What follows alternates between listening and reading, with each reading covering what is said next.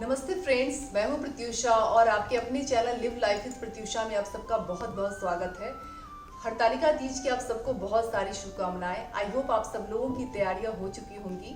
आज इस वीडियो में मैं आप सब लोगों के साथ हरतालिका तीज पूजा में होने वाले सामग्रियों का वीडियो शेयर करने वाली हूँ। आप लोग इन सामग्रियों को देखिएगा और आपको पता चलेगा कि आप लोगों ने क्या तैयारियां की हैं। अगर आपसे कुछ छूट गया है तो आप लोगों के लिए रिमाइंडर होगा, आप लोग ऐड कर सकते हैं, या सामग्रियों में मेरे से कुछ भूल हुई है, मैंने कुछ छोड़ा है तो आप लोग मुझे कमेंट करके बताइएगा। तो सबसे पहले आपको इस तरीके से चौकी लगानी चाहिए। चौकी पे आप यहाँ पे लाल, पीले या ऑरेंज कलर का वस्त्र बिछा सकते हैं जो कि प्योर और शुद्ध होना चाहिए। और आप शंकर भगवान, पार्वती माँ, कार्तिकेय और गणेश भगवान का फोटो लीजिए। अगर आप पार्थिव शिवलिंग से पूजा करते हैं तो बहुत ही अच्छा है, लेकिन अगर पार्थिव शिवलिंग बनाने के लिए आपके पास मिट्टी नहीं है तो आप फोटो से पूजा कर सकते हैं।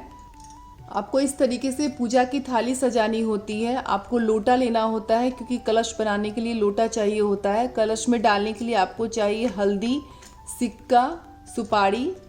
एक सुपारी आपको एक्स्ट्रा लेना है। अगर गणेश जी की मूर्ति आपके पास नहीं है तो इसमें कलावा बांधकर आपको गणेश जी की पूजा करनी होगी। यहाँ पे जनेऊ लेना है आपको, 2 जनेऊ, एक शंकर भगवान के लिए और एक गणेश भगवान के लिए। ये अखंड दिया है। मौली चाहिए, भगवान को वस्त्र स्वरूप चढ़ाने के लिए मौली चाहिए। और बाती चाहिए दिया के लिए, आप कपूर भी ले सकती हैं। धूप बत्ती चाहिए। हल्दी, कुमकुम, अक्षत है पार्वती माँ के लिए, और पीला या उजला चंदन शंकर भगवान के लिए है। और ये भस्म है, अगर आपके पास है तो आप ले सकते हैं, नहीं तो कोई बात नहीं। अगर आपके पास अबीर है तो आप अबीर से भी शंकर भगवान की पूजा कर सकते हैं। तो इस तरीके से ये पूजा का सामान हुआ। आपको आम का पल्लो लेना है कलश बनाने के लिए। 5, 7 या 11 आपको लेना है। इसमें जो फ्रेश होता है, अच्छा पत्ता देख करके आपको लेना है। पूजा करने के लिए आप इस तरीके का फोटो ले सकती हैं। आप चाहे तो पार्थिव शिवलिंग से भी पूजा कर सकती हैं अगर आपके पास शुद्ध मिट्टी अवेलेबल है तो, नहीं तो आप फोटो से भी पूजा कर सकती हैं। इस फोटो में शिव परिवार होना चाहिए, शंकर भगवान, पार्वती माँ, गणेश भगवान और कार्तिकेय का फोटो होना चाहिए। फ्रूट्स में आप इस तरीके से सेब, ऑरेंज, अनार और खीरा का भोग लगा सकती हैं। आप चाहे तो 3-3 फ्रूट्स का भी भोग लगा सकती हैं, क्योंकि हरतालिका तीज में 3-3 चीज़ों का विशेष स्थान होता है। तो आप चाहे तो या तो इस तरीके से भोग लगा सकती हैं या फिर 3-3 चीज़ों का भोग लगा सकती हैं। आप घर में बनी हुई मिठाई भी भोग में लगा सकती हैं। ठेकुआ, पिड़िकिया का भी भोग लगा सकती हैं। मैंने नहीं बनाया क्योंकि नहीं बना पाई मैं, और वीडियो में मैं नहीं दिखा पाई, लेकिन जिस दिन पूजा है उस दिन मैं बनाऊंगी। तो आप ठेकुआ, पिड़िकिया बनाइए, क्योंकि बिहार में ठेकुआ और पिड़िकिया, गांजा, खाजा, ये सारी चीज़ें भोग में चढ़ाते हैं भगवान को। पार्वती माँ को सुहाग की सामग्री दान करने के लिए भी आपको चाहिए। तो इस तरीके से बांस के डाले में आप सारी चीज़ों को रख लीजिए। इसमें मैंने यहाँ पे लहठी लिया है, ये न्यू है, नया है ये। बिंदी आपको लेना चाहिए, महावर आपको लेना है, और सिंदूर लेना है, ये कुमकुम, क्लचर, परफ्यूम भी आपको लेना है, आईना भी आपको लेना है, और बिछुआ भी लेना है। अगर आप कर सकते हैं तो बिछुआ भी बहुत अच्छा होता है दान करना, तो आप बिछुआ भी ले लीजिए। ये पाउडर का डब्बा है, ये काजल है, यहाँ पे ऑयल है। तो इस तरीके से ये सारी सुहाग की सामग्री पार्वती माँ को दान करने के लिए, उनको चढ़ाने के लिए आपको लेना चाहिए। ये साड़ी है तो पूजा में दान करने के लिए वस्त्र होना चाहिए। आप साड़ी भी दान कर सकती हैं, और नहीं तो कम से कम आपको एक ब्लाउज का पीस जरूर दान करना चाहिए। ये 3 सुहाग की चीज़ें आपको अपने लिए ज़रूर चढ़ानी चाहिए। इसमें लहठी है, बिंदी है, सिंदूर है। आप चाहे तो 4 या 5 भी ले सकती हैं, महावर भी ले सकती हैं, मेहंदी भी ले सकती हैं। तो ये पार्वती माँ को चढ़ाने के बाद आपको खुद यूज़ करना है।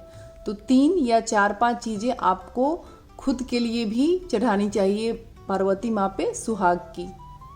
पार्वती माँ के लिए आपको वस्त्र लेना है, जिसमें आप लाल, पीला, ऑरेंज कलर ले सकती हैं। तो इस तरीके से पार्वती माँ के लिए वस्त्र भी लेना है। फूल में आप ये उजला फूल लेना चाहिए शंकर भगवान के लिए। धतूरे का बीज, धतूरे का फूल, ये आप शंकर भगवान पे चढ़ा सकती हैं। बेलपत्र चढ़ा सकती हैं और लाल पीला फूल आप पार्वती माँ पे चढ़ा सकती हैं। गणेश भगवान के लिए आप दुर्वा लीजिए। इस तरीके से जो भी फूल है उससे आप पूजा कर सकती हैं। ऐसा कुछ नहीं कि आपके पास ये सारी चीज़ें होनी चाहिए, जो है उसमें आप कर सकती हैं, लेकिन शंकर भगवान पे उजला फूल ही चढ़ाना चाहिए। ये केला का पत्ता है जो भी पैक्ड है, तो ये मैंने यहाँ पे जो मैंने फ़ोटो लगाया है, फ़ोटो के पीछे मैं डेकोरेशन करूँगी केला के पत्ते से।